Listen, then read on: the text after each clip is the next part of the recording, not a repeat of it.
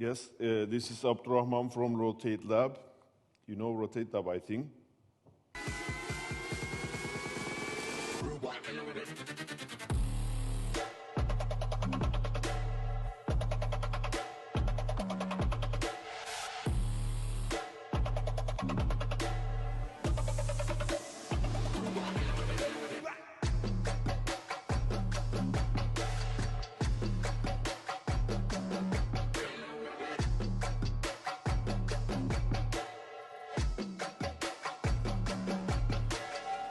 Hello from another universe, not exactly actually, from Gaziantep, the southeastern side of Turkey.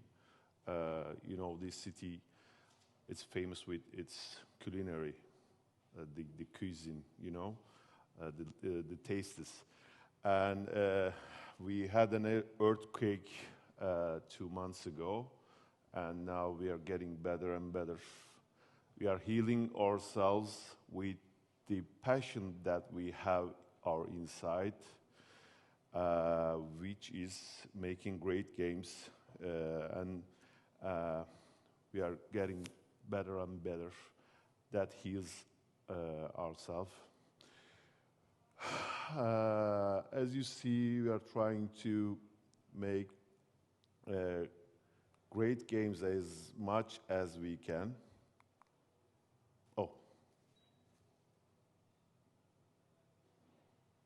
I think there's a connection problem here.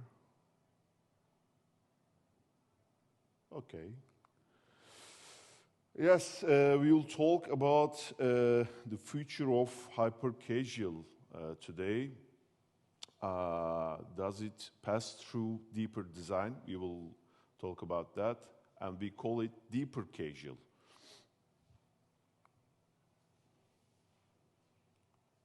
Okay, let's find a social media trend and make it a game. It's easy, right? Oh, okay. Maybe you watch these kind of videos a lot, soap cutting.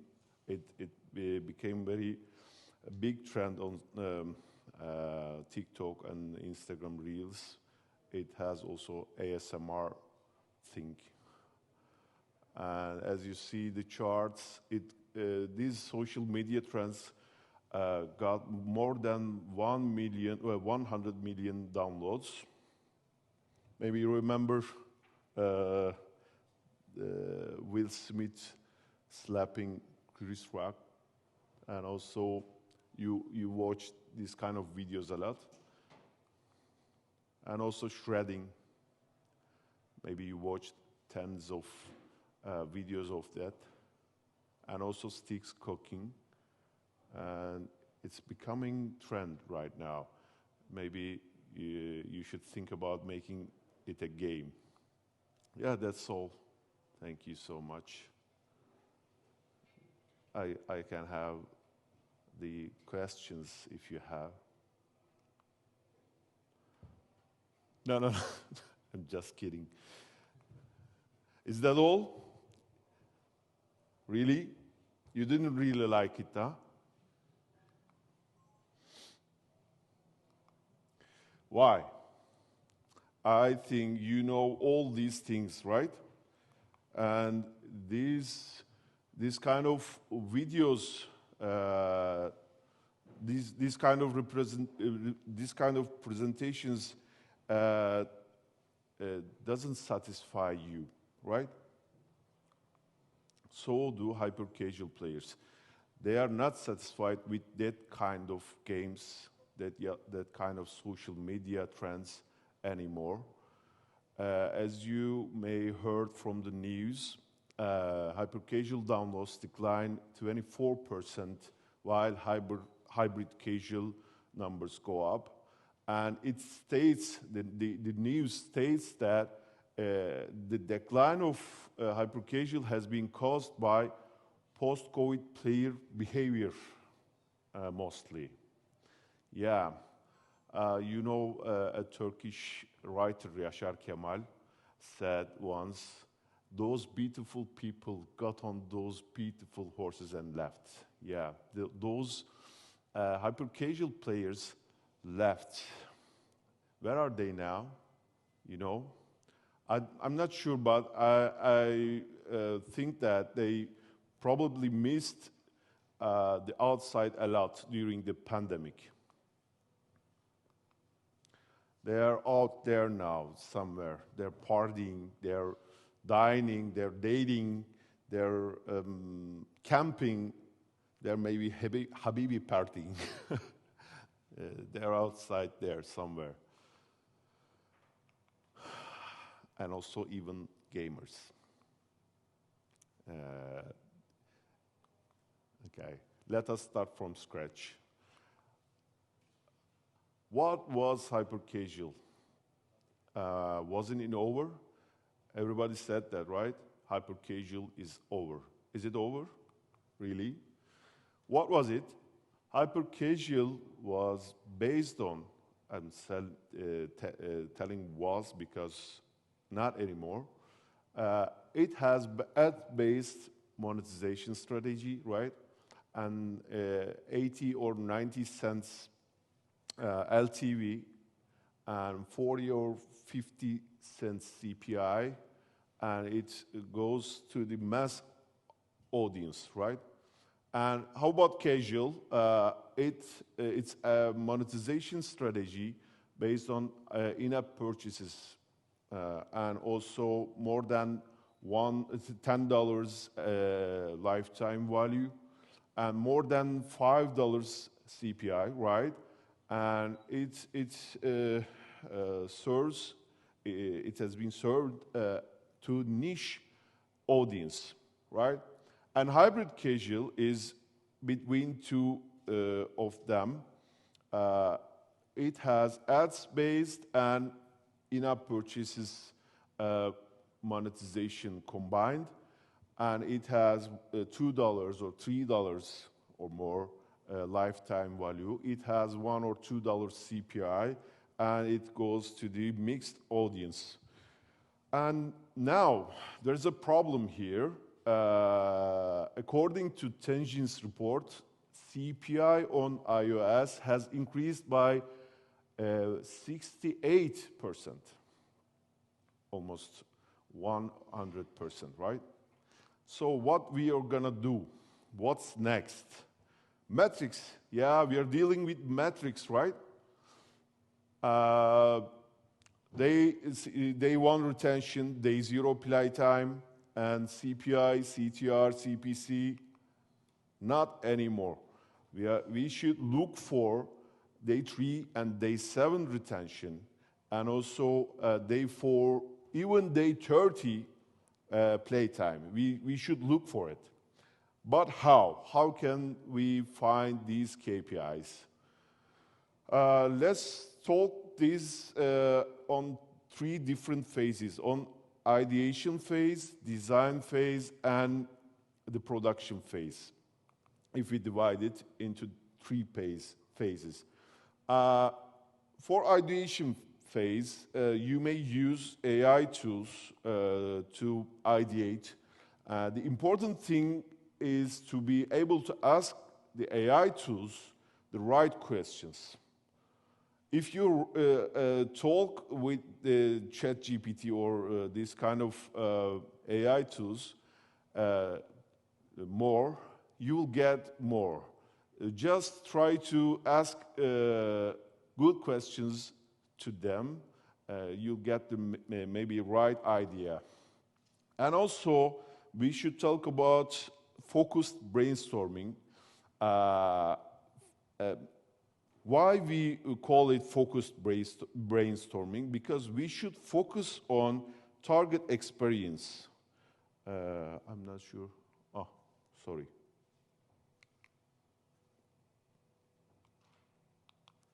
Okay.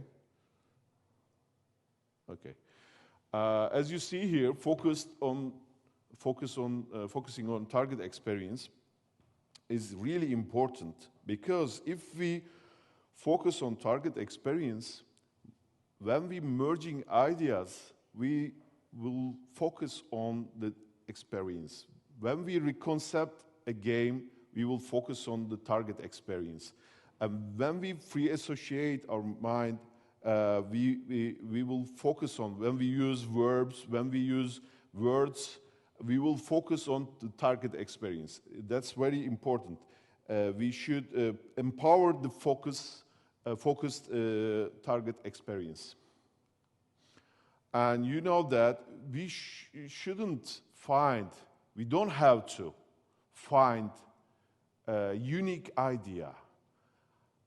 The basic elements of creativity is going with copying an idea and transforming it and combining them all, okay? And we should also care about the passive thinking on ideation phase also. Play a lot of games, okay? Deconstruct it while playing, but don't ideate at that stage. Let them pile up in the back, let them cook in the back, wait it. And during your daily activities, you will get some ideas, you will see that. When the time comes, your subconscious mind will reveal that wonderful idea. You will find it. Maybe you watched the Matrix. Morpheus was saying that, come on, not try to hit me and hit me. Yeah. If you try to find the idea, maybe you will not find it. But if your subconscious mind, if you let your subconscious mind to find it, as soon as possible, you will find. And also, we should talk about the layered thinking in ideation, on ideation phase. While thinking, try to increase the count of layers of abstraction. Think of a real fun, world fun example, okay? Think about the fun, and try to understand what creates the fun by articulating and reflecting. So it's basically a philosophy, thinking, and knowing how to think. If it's applied objectively, you can extract the true fun without any kind of bias or prejudice. Okay? And one other thing we should talk on ideation phase is hypercasualization of casual mechanics.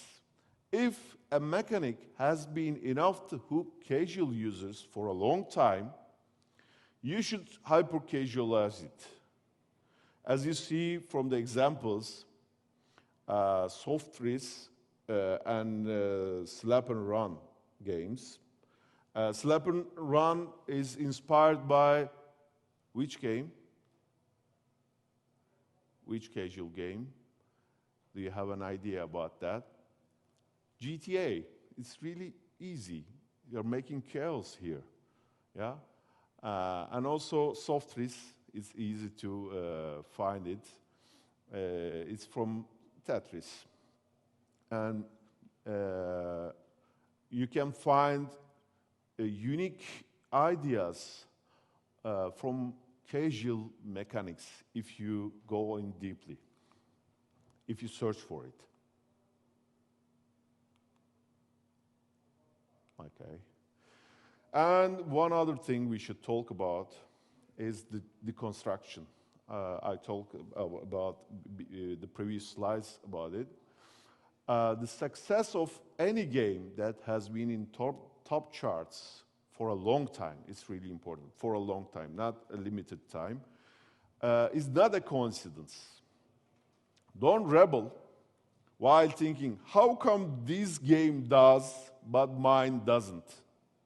Don't rebel about it. Just deconstruct that game. Make sure there is an element in that game to keep users and try to find that element. Have no doubt that you can produce different functions while reassembling what you have divided into pieces. You will invent new things when you're reassembling it. Be sure about that. Okay? And one other thing on ideation phase we should talk about is monetization that talks with the design. People don't like bullying. If they're going to do something, they have to make sure that they do it because they want it, not they have to. At least they should feel in that way. You should give that feeling. Not because it's their only option, they want it, okay? The rewards that you make players watch should have been watched because they want, not because they have to. That's why it's very important to play and to construct examples of successful games has monetizations that talks with the design on the ideation phase, okay? Let's go to the design phase. What can we do on design phase? Replayability. Maybe you heard that term, right? When players see that different decisions they make in game produce different results, they may want to experiment many different decisions. As you may see from Bump Pop and Bloku Doku, it's impossible to experience same scenario more than once, right? This also increases playtime, provides retention, and it's good for health.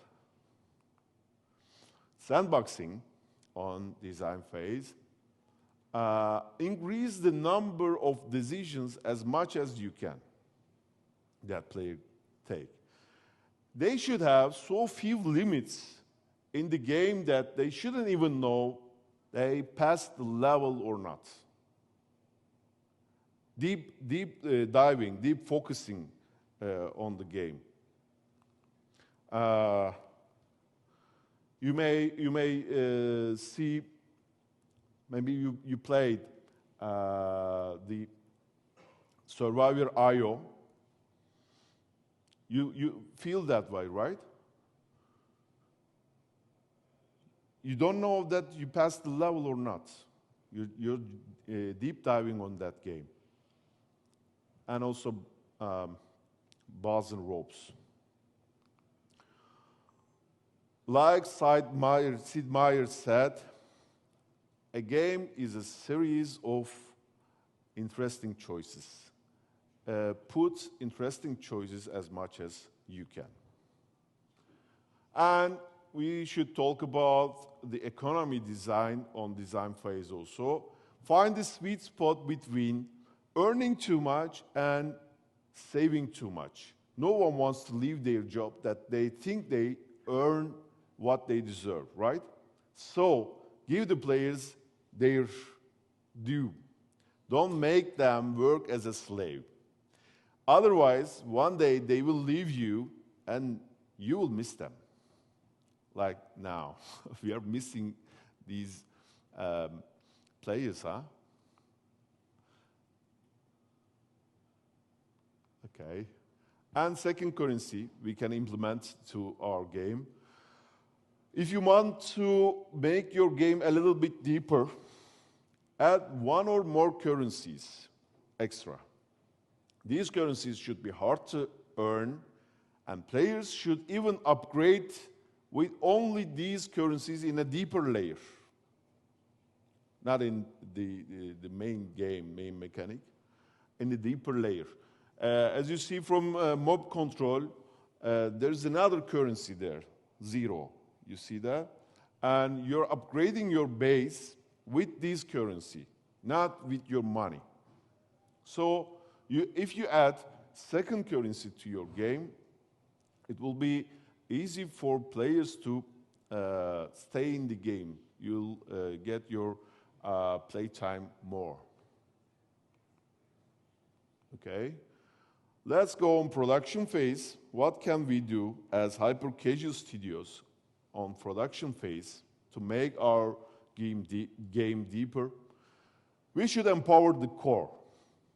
Since the user is experiencing the core of the game quite frequently, let them have a better experience throughout the gameplay.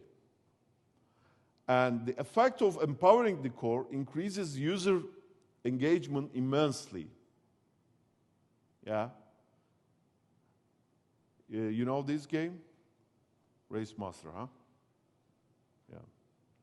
It has a great core. I suggest you to play. Okay, and we should provide variations on the production phase. Changing the toy and making it to go the same goal with a different feeling. You can see the positive effect of providing different kinds of turrets and enemies and etc. in Fight for America.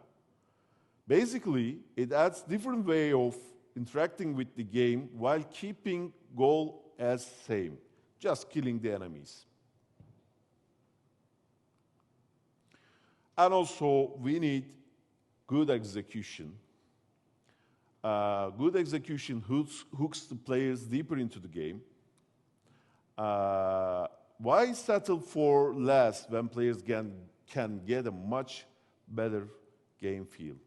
You may watch the Juice It or Lose It video on YouTube if you want to. I put the link on the QR, and it gives why the good execution is really important for a game that we make. Okay, that's all, folks. That's I want to tell you about the deeper design. I may have questions if you have, and we will be very happy if you follow us on LinkedIn and Instagram.